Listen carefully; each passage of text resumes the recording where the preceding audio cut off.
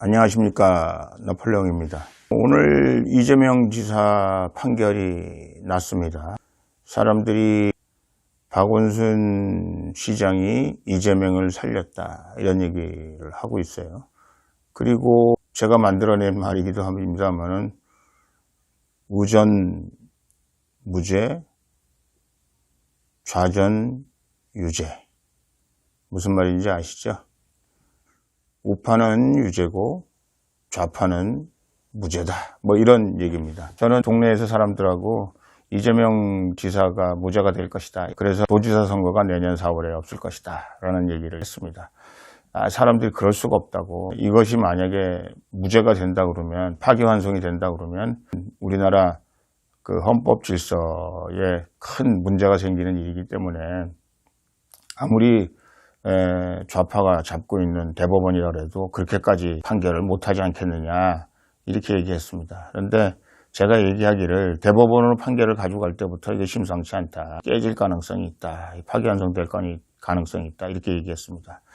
참 우려스러운 일이다, 저는 그렇게 생각을 합니다. 그 거짓말이라는 걸 우리가 어떻게까지 판단을 해야 될 것인가, 그런 생각하고요. 많은 국민들이 댓글을 통해서 얘기들을 많이 하고 있습니다.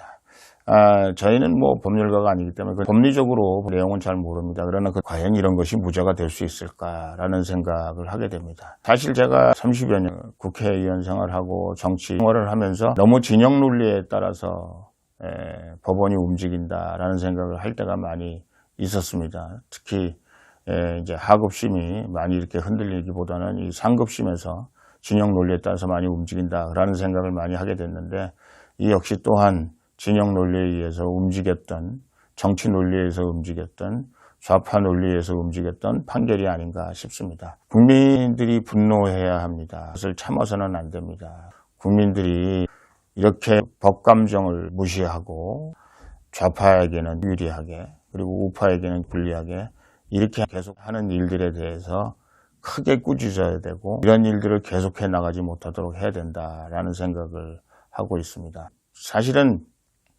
법원이라는 것이 어떤 좌파나 우파의 논리로부터도 항상 좀 분리되어 있어야 되고, 정치권으로부터도 분리되어 있어야 되고, 더 나아가서는 어떤 그 외부의 영향으로부터도 분리가 돼 있어야 된다, 저는 그렇게 생각하는데, 우리의 현실이 그렇지 못한 것 같아서 상당히 안타깝고, 그래서 많은 사람들이 지금 대법원에서 벌어지고 있는 일을 작태라고까지 하면서 손가락질하는 것이 아닌가 싶습니다. 박근혜 대통령 파기환송심을 보면서도 저희가 그런 느낌을 받았는데요. 과연 박근혜 대통령을 좌파들의 관점에서 보면 자유우파 대통령은 유죄일 수 있습니다. 근데 박근혜 대통령이 만약에 자기들의 식구였다면 그것을 유죄라고 할 수 있었을까라는 생각을 저희가 하게 됩니다.